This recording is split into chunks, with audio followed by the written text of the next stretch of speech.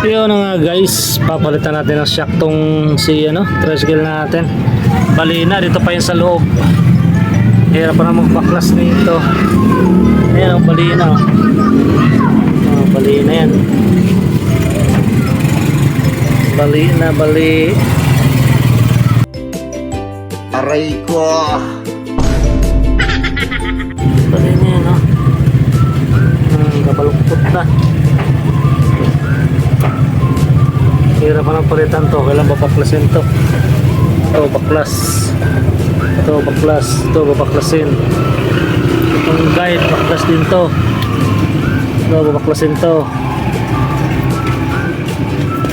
Itong luluwagan ng konti. Yari na.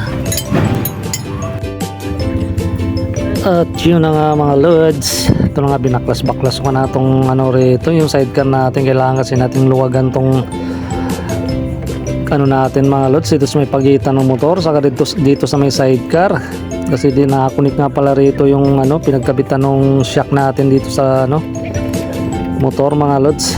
Medyo nahirapan nga rin pala tayo magbaklas nito kasi yun halos ihiwalay mo pa yung sidecar dun sa motor para matanggal mo yung shock mga loads. Nasa loob kasi yung shock na sira.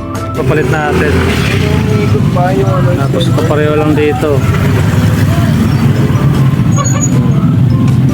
Palit natin ito, lalagay sa kabila.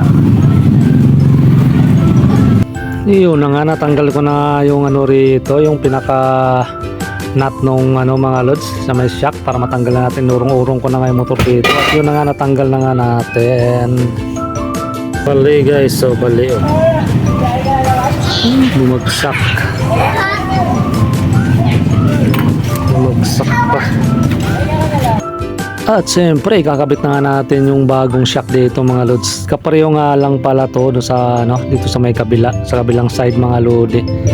Para timbang lang yung niya, hindi siya para pantay na pantay lang yung niya mga loads, yung tigas niya. Kaya magkapareho din yung shock niya na ilalagay natin. At ito na nga kinakabit ko na nga at inabot nga kami rito ng gabi. At sisiyan nga pala kasama ko mag ayos-ayos dito mga loads, kaya to inaabot natin ng gabi rito at gumamit na nga lang tayo ng flashlight dyan para makita lang natin.